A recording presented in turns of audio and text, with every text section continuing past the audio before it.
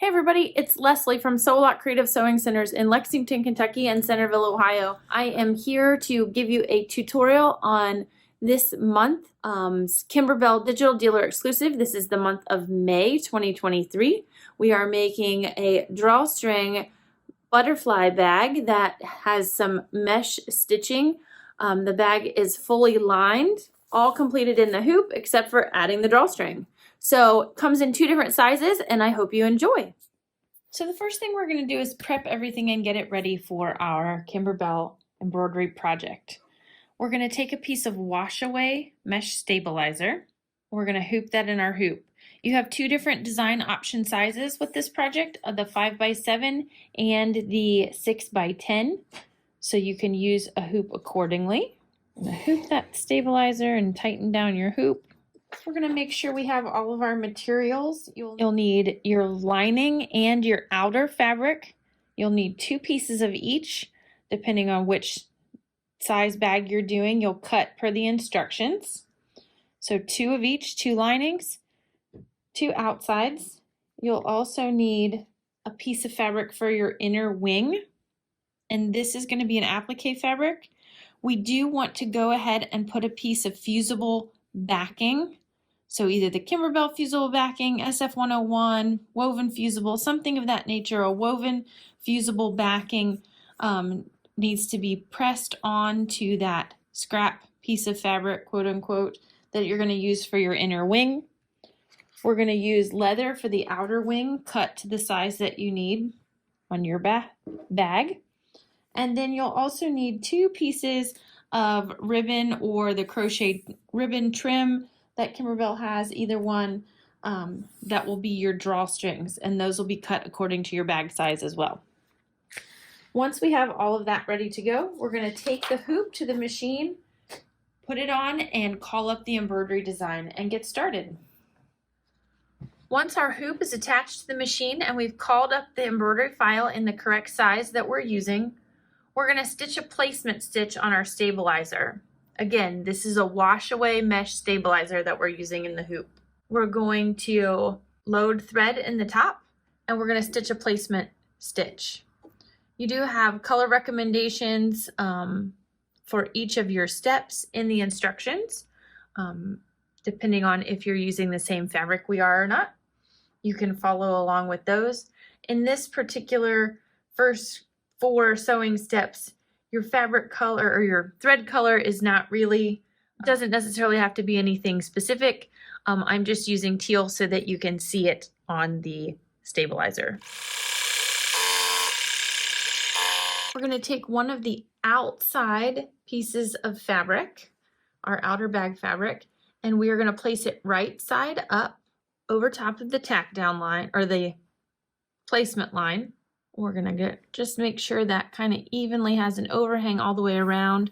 I like to iron and starch my fabric before I start, so it gives it a nice crisp flat surface, and it also helps to keep it from shifting a little. We can also use Kimberbell tape, and we can tape this down from here just to make sure that it doesn't shift if that is something you're more comfortable with. Now, you're not going to trim around the outside edge, so we're just going to leave this here. There's no trimming done at this step. If you've done appliques or things like that before, some of you might immediately want to try that. We're not going to trim the fabric after this tack down step. We're going to stitch the placement stitch for our inner wing applique fabric. And I know here it's a little hard to see that placement stitch. The fabric is a very busy one, but if I zoom in, you can see this placement stitch here. And I'm going to take my applique fabric. This is the small piece that we fused the fusible backing onto. And we're going to cover up that whole placement stitch. And then we're going to tack this in place.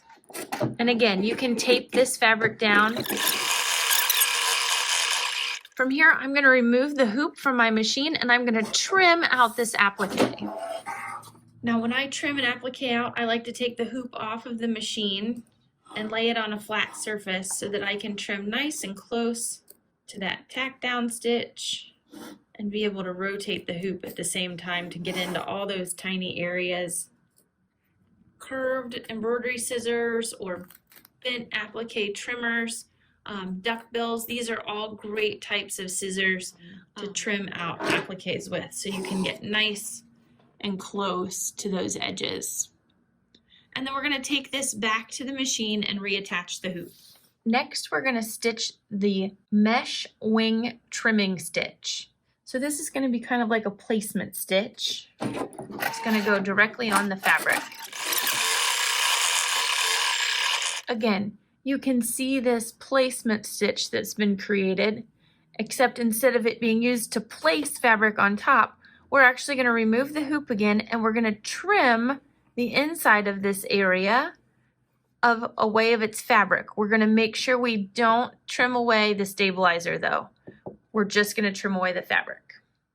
So from here, I'm going to use a pair of micro tip scissors. These have a nice fine little point on them. If you don't have something like that, a seam ribber works well, but these are great to get started just by going into that center of that area and trying to kind of poke a hole so that you can cut away just the fabric and leave your wash away stabilizer. Once I get it started, if I want to switch back to my larger or medium size scissors, once I'm finished, this is what it's going to look like. So we're going to see the piece of applique fabric, and then we're going to see the area where there's no fabric and there's only stabilizer. Now before we put this back on the machine, since we're going to be stitching mesh, we want to make sure that our top thread color and our bottom thread color match. So I'm going to make sure that I slip a yellow bobbin in that matches my top thread.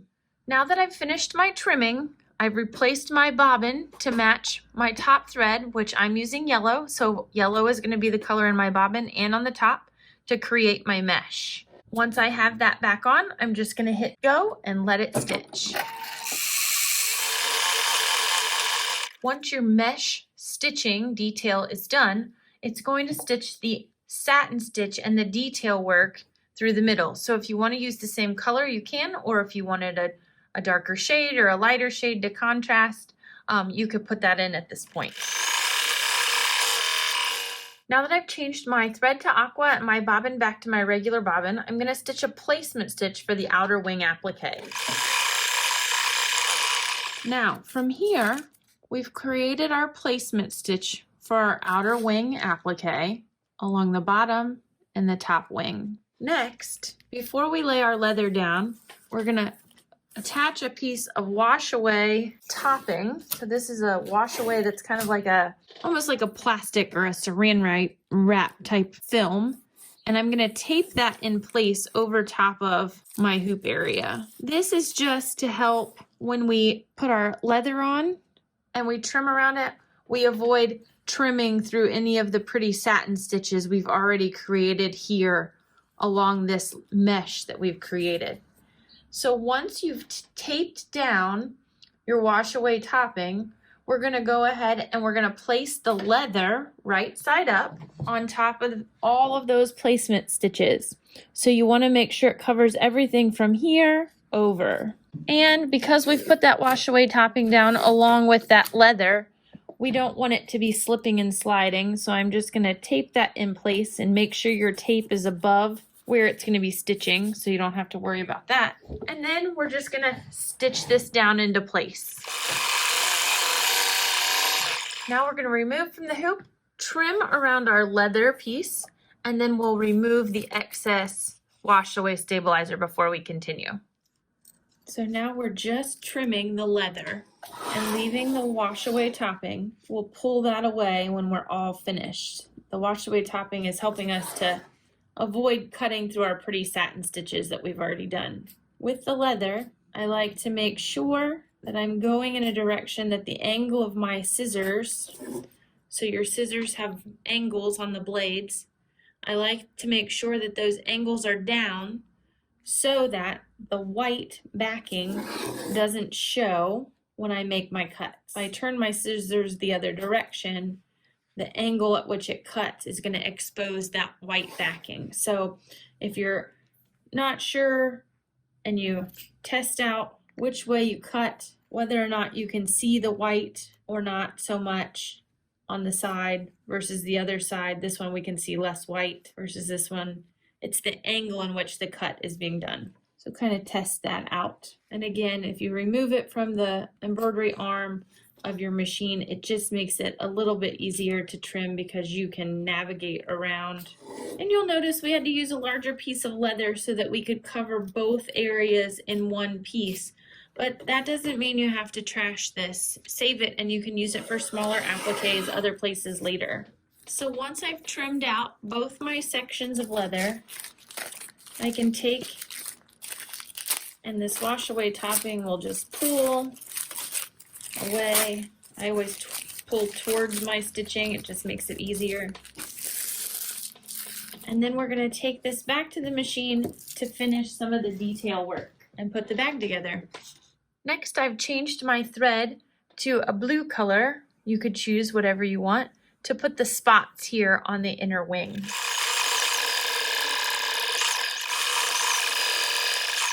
Now that we have finished the spots, we're going to stitch the butterfly's body. So choose a color that you want for the body, a black or a charcoal, something darker, so that you can see it on this busy fabric. Next, we'll change our thread color and set it for our what will be our drawstring openings. So I'm going to choose white. It'll be a little less noticeable. Now, before moving on to our next step, we're going to open up those drawstring holes, those buttonholes, and I'm going to show you how to do that. So before we continue on by putting on our lining, we're going to open up these buttonholes or these drawstring holes. And what I'm going to do is I'm going to take a straight pin. I'm going to stick it right at the top on the inside of that opening and then pierce it back through. So you can see that it just runs right to the end of the bar tack. I'm going to take my seam ripper, I'm going to insert it in the bottom of the hole right above the satin stitching. And then I'm going to press that up to the edge of that straight pin. What that straight pin is going to do is going to protect that bar tack at the end and me from accidentally sliding through it. If you wanted to, you can put some fray check on the inside here if you're afraid you might have snipped your buttonhole. If not, we're just going to move it over, put the pin in on our second side. Again, start that seam ripper right above the bar tack at the bottom, and we'll tear that fabric open right up to the edge of that straight pin. Now, before I put this back on the machine, I'm going to take one of my lining pieces of fabric and I'm going to lay it fabric right side down. Now, this is a solid, so it's the same on both, but if you were using a pattern, you're going to lay it right side down with one of the short edges approximately 1/2 inch above this tack down line that we stitched early on. So I'm just going to line it up here. I'm going to tape it in place and I'm going to put this back on the machine. Now that I have my lining piece attached, I'm going to stitch a straight line, which is going to be a seam line. And then I'm going to stitch what's going to be the cut line in machine step number 14. So you'll want to make sure that you have a visible color of thread. If you want to use a different color at this stage so you can identify, by all means, go ahead. Next, we're going to remove the hoop from the embroidery arm and we're going to trim that line, that second line we've just created. And we have two lines. The first one we stitched was a double stitch and it is the seam line. The second one is our cut line. We're going to trim all the layers of fabric and the stabilizer across this line out an extra 1/2 inch. So I'm just going to start here. I'm going to trim right across that line. We don't want to cut the seam line, just the cut line. But you're going to go through all the layers and now we have an opening here. Once we have that opening, I'm going to go ahead, I'm going to remove the tape from the bottom two corners.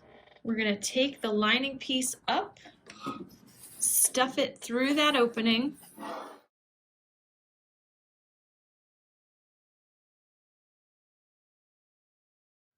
Once I've gotten it to the back, I'm going to pull this down. And I want to pull it down so that the lining goes to the inside. So you can see I'm actually going to pull that up and over. So I kind of like to press it here, finger press it here so that I know it's uptight. And then I'm gonna pull it down and I'm gonna finger press that there. And then I'm going to tape this in place on the bottom corners.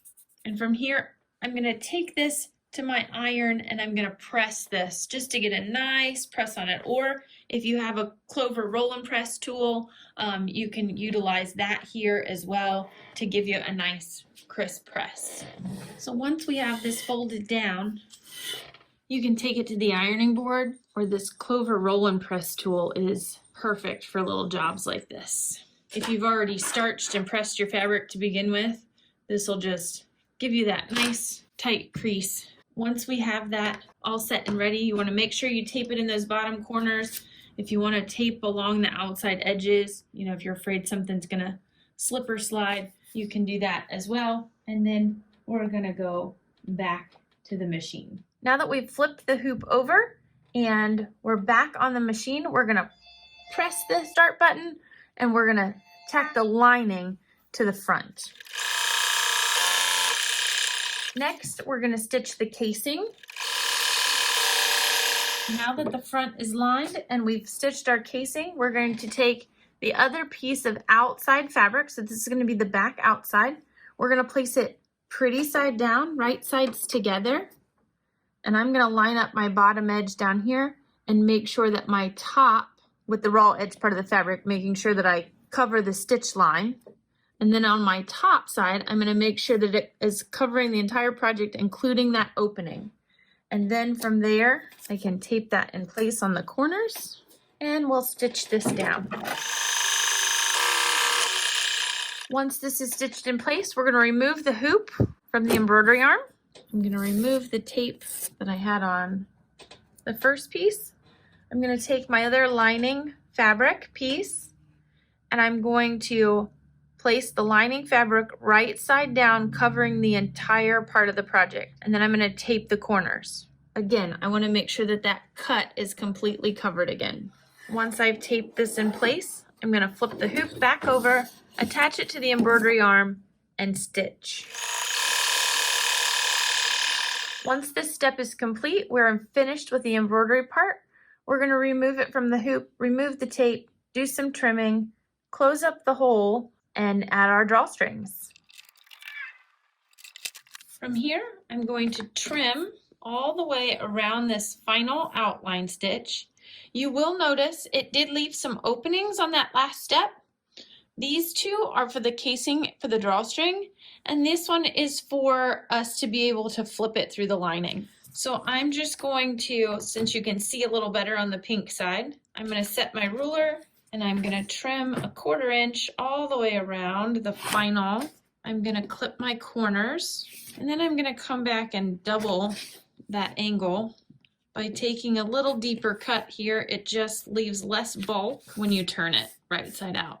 Once I've trimmed and clipped my corners, I'm gonna take that opening in the lining and turn the bag right side out. Now you didn't do anything wrong here. You're still gonna see pink because what we've done is turned the bag so that we can access the lining, and then we're gonna flip it one more time before we're done. But I'm gonna take my point turner, poke those corners out. You don't wanna use something too sharp.